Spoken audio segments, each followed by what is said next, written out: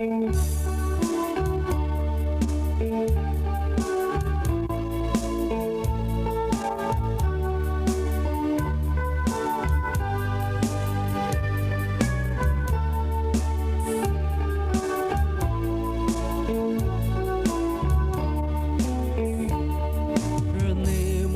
zole anu Mütsekulü Dzüvekhre bo mete revemitu Valin refujo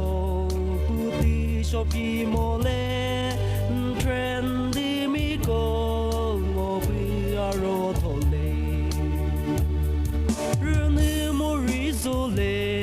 anu Mütsekulü Dzüvekhre Tremiko ngopi alim ngarile anu Mütsekulü Rünümori zole Dopinye pökeman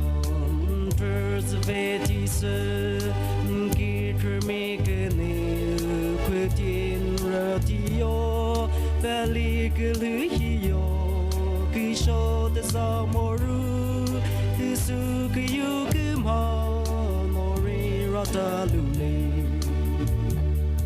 Rünümori zole anu Mütsekulü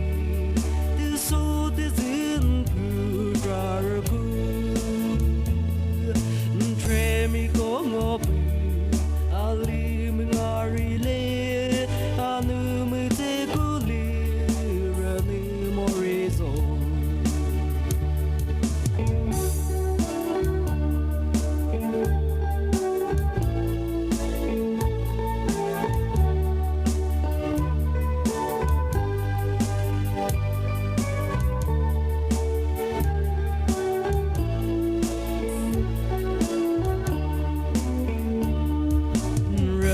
Kole arori le